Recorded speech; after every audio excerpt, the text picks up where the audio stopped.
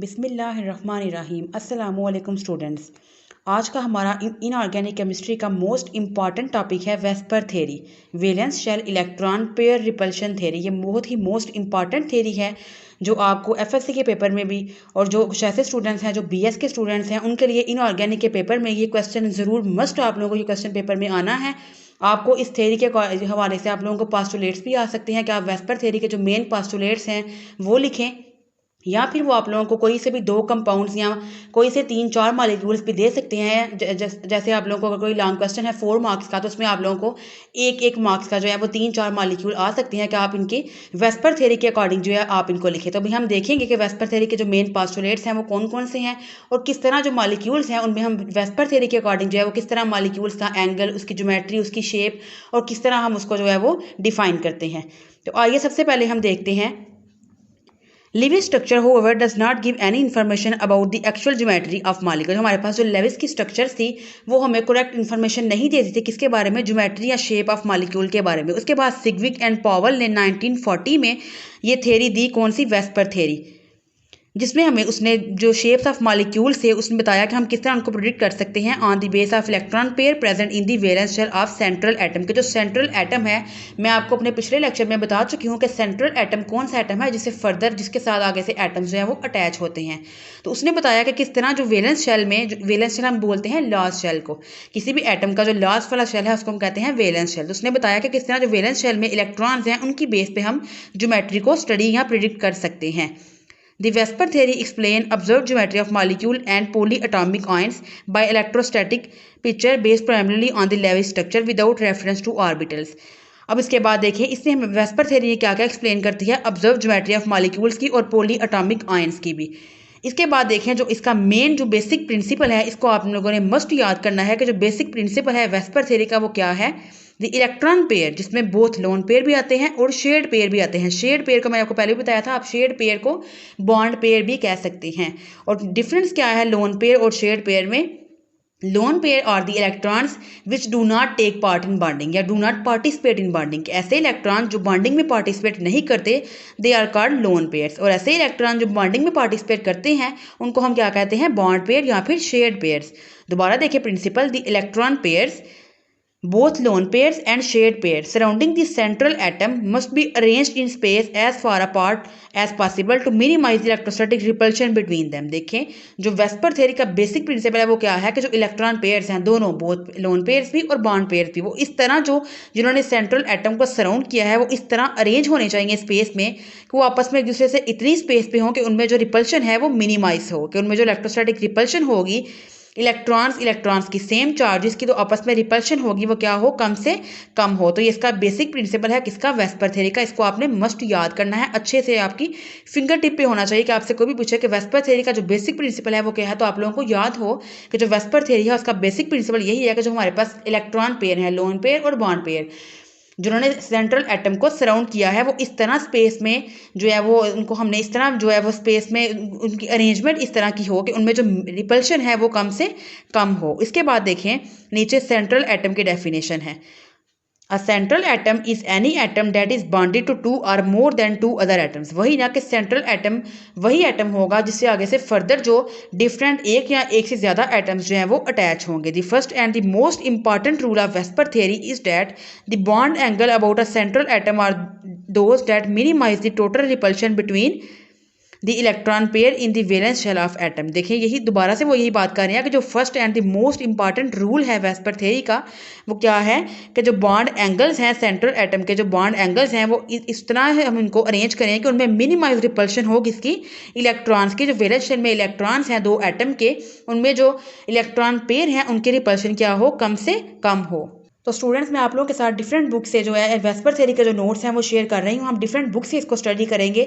Different book से मैंने आप लोगों के लिए एग्जांपल्स ढूंढी हैं ताकि अगर आप लोगों को कोई भी मॉलिक्यूल आए तो आपने उस हर जो है, अगर फॉर एग्जांपल हम इसमें डिफरेंट टाइप्स पढ़ेंगे मॉलिक्यूल्स की, तो आपको अगर कोई भी एग्जाम्पल आती है तो आप ईजिली बता सकें, प्रिडिक्ट कर सकें कि ये जो है ये किस टाइप का जो है वो मॉलिक्यूल है। तो हम डिफरेंट बुक से इसको पढ़ेंगे तो आप लोगों ने इसके अच्छे से वेस्पर थ्योरी के नोट्स बनाने हैं। तो आइए अब हम नेक्स्ट देखते हैं जो हमारे मेन पोस्टुलेट्स हैं वेस्पर थ्योरी के, जो इंतहाई इंपॉर्टेंट जो है वो लॉन्ग क्वेश्चन है।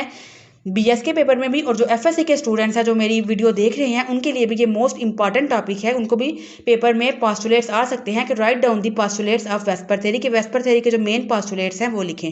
तो आइए हम सबसे पहले फर्स्ट वाला पास्टुलेट पढ़ते हैं। Both the lone pair and bond pair participate in determining the geometry of molecule. कि अगर आपको कोई भी मॉलिक्यूल आया है और आपने उसकी ज्योमेट्री डिटरमिन करनी है तो आपने एक बात हमेशा याद रखनी है कि उसमें दोनों लोन पेयर भी और बॉन्ड पेयर दोनों जो इलेक्ट्रॉन्स हैं उनके पेयर हैं वो पार्टिसिपेट करते हैं किसी भी मॉलिक्यूल की ज्योमेट्री को डिटरमिन करने के लिए। उसके बाद नेक्स्ट पॉइंट देखें, the electron pair are arranged around the central atom so as to remain the maximum distance apart to avoid repulsion. देखिए वही जो हमारा मोस्ट इंपॉर्टेंट जो प्रिंसिपल भी था वेस्पर थ्योरी का वही हमारे पास रूल में आया है, इंपॉर्टेंट पास्टुलेट में आया है कि जो इलेक्ट्रॉन पेयर हैं वो इस तरह आपने अरेंज करने हैं स्पेस में कि उनमें जो है वो रिपल्शन कम से कम हो। देन उसके बाद थर्ड वाला पॉइंट देखते हैं, a non bonding pair of electron occupy more space than the bond pair. अब देखें ये इस पॉइंट को हम समझते हैं। वो कह रहे हैं कि जो हमारे पास बॉन्डिंग पेयर इलेक्ट्रॉन के हैं जिनको हम लोन पेयर भी कहते हैं, जो नॉन बॉन्डिंग इलेक्ट्रॉन पेयर हैं वो क्या करते हैं, ज़्यादा स्पेस ऑक्यूपाई करते हैं देन बॉन्ड पेयर से। अब देखिए इसके रीज़न क्या है इसको हम समझते हैं। देखिए जब हमें पता है कि अगर हम किसी बॉन्ड पेयर की बात करेंगे, जैसे फॉर एग्जांपल अगर हम H2 मॉलिक्यूल की बात करें, ये देखिए हाइड्रोजन बॉन्ड हाइड्रोजन, ये देखें अब इस बॉन्ड में हमारे पास जो दो इलेक्ट्रॉन्स हैं, ये देखें ये जो इलेक्ट्रॉन बॉन्ड में है इनको क्या किया हुआ है, इन दोनों एटम के जो न्यूक्लियाई हैं उसने इनको तरफ अपनी तरफ अट्रैक्ट किया हुआ है। ये बॉन्डिंग में है, ये क्या है, ये न्यूक्लियस की अट्रैक्शन में है। लेकिन जो लोन पेयर होते हैं उनको जो कोई भी जो न्यूक्लियस है वो इतनी स्ट्रांगली अट्रैक्ट नहीं कर रहा होता क्योंकि वो एक ही एटम पे प्रेजेंट होते हैं, उनको सिर्फ एक न्यूक्लियाई जो है वो अट्रैक्ट कर रहा है। लेकिन जो बॉन्डिंग इलेक्ट्रॉन्स होते हैं उनको दो न्यूक्लियाई, वो दोनों एटम के दरमियान जो इलेक्ट्रॉन्स हैं उनको दोनों न्यूक्लियाई क्या करते हैं, अपनी तरफ अट्रैक्ट कर रहे होते हैं।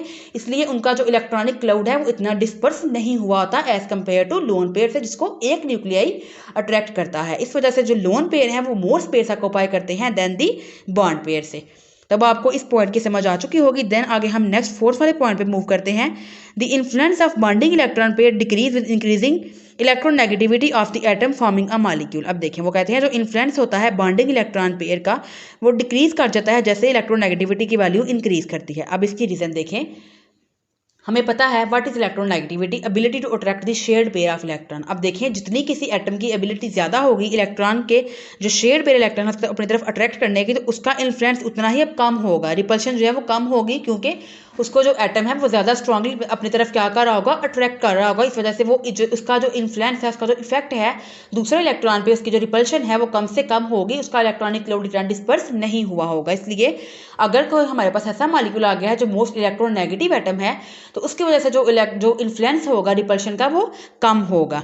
जो हमारे पास बॉन्डिंग पेयर है इलेक्ट्रॉन के लोन पेयर, उनके जो क्या होगी, जो रिपल्शन होगी उनकी वजह से वो क्या होगी, मिनिमम होगी। नेक्स्ट अब हम फिफ्थ वाला पॉइंट देखते हैं, multiple bond behave as a single bond for the purpose of VSEPR theory. हमारे पास अगर कोई ऐसा एटम, कोई ऐसा हमारे पास मॉलिक्यूल है या कंपाउंड है जिसमें सिंगल या फिर डबल या फिर ट्रिपल बॉन्ड है तो वो बिहेव करते हैं वेस्पर थ्योरी में एज अ सिंगल बॉन्ड, हम उसको एज अ सिंगल बॉन्ड ही काउंट करते हैं। उसके बाद सिक्स वाला पॉइंट देखें, repulsion between lone pair electron और greater than those between the bond pair the repulsion order of. अब देखें उन्होंने कहा है कि जो हमारे पास रिपल्शन होती है लोन पेयर में वो ज़्यादा होती है as compare to bond pair में। और नीचे आपको रिपल्शन ऑर्डर दिया गया है, देखें लोन पेयर रिपल्शन सबसे मैक्सिमम है, then lone pair bond pair से, उसके बाद लोन पेयर बॉन्ड पेयर की ज़्यादा है बॉन्ड पेयर से। अब आपको इस कॉन्सेप्ट की जो हमने थर्ड वाले पॉइंट में डिस्कस किया तो अब आपको इस कॉन्सेप्ट की समझ थोड़ी आ रही होगी। देखें लोन पेयर, अब इसमें दोनों जो पेयर हैं वो क्या हैं, बॉन्डिंग में नहीं है, इनको सिर्फ एक न्यूक्लियर ने अट्रैक्ट किया हुआ है, सिर्फ एक एटम के न्यूक्लियस ने, क्योंकि इन्होंने ये बॉन्ड में पार्टिसिपेट नहीं करते लोन पेयर, तो इनका इलेक्ट्रॉनिक क्लाउड ज़्यादा डिस्पर्स होगा, इसलिए इनकी रिपल्शन ज़्यादा होती है। उसके बाद देखें लोन पेयर बॉन्ड पेयर, इसमें अब एक बॉन्ड पेयर आ गया है लेकिन एक लोन पेयर अभी भी प्रेजेंट है, इस वजह से इसकी भी रिपल्शन ज़्यादा होगी। लेकिन लास्ट वाले में देखें बॉन्ड पेयर, अब दोनों ऐसे इलेक्ट्रॉन के पेयर हैं जो इन्होंने बॉन्डिंग में पार्टिसिपेट किया है, दोनों बॉन्ड पेयर हैं, इसलिए इनकी रिपल्शन जो है वो सबसे कम होगी क्योंकि इनको दो एटम्स के न्यूक्लियर ने अपनी तरफ अट्रैक्ट किया हुआ है। तो ये हमारे 6 पास्टुलेट्स थे। आप लोगों ने इन पास्टुलेट्स को अच्छे से याद करना है, या आप लोगों को जो 6 पास्टुलेट्स हैं ये फिंगर टिप्स पे याद होने चाहिए क्योंकि ये हमारा अब इंपॉर्टेंट क्वेश्चन है वेस्पर थ्योरी। इसके बाद अब हम नेक्स्ट डिस्कस करेंगे कि किस तरह हम जो मॉलिक्यूल्स हैं उनकी ज्योमेट्री को प्रिडिक्ट कर सकते हैं। अगर आप लोगों को यहाँ तक कोई भी प्रॉब्लम है तो आप लोग मुझे कमेंट सेक्शन में कमेंट कर सकते हैं। इसके अलावा आप इस जो वेस्पर थ्योरी है इसके अच्छे से आप लोग नोट्स प्रिपेयर करें। सबसे पहले आप ऊपर हेडिंग दें वेस्पर थ्योरी की, उसके बाद लिखें कि इसको किसने जो है वो इंट्रोड्यूस किया था, किसने वेस्पर थ्योरी जो है वो उसको बताया था। तो आप उन साइंटिस्ट के नाम लिखें, सिग्विक एंड पावल, दो साइंटिस्ट थे, उनके नेम लिखें। देन उसके बाद आप उसका बेसिक प्रिंसिपल लिखें। इसके बाद आप लिखें कि जो पोस्टुलेट्स हैं वेस्पर थ्योरी के वो कौन कौन से हैं। तो इस तरह आप लोगों की अच्छी सी असाइनमेंट भी प्रिपेयर हो जाएगी और इजीली आप लोग पेपर में उसको याद कर सकेंगे।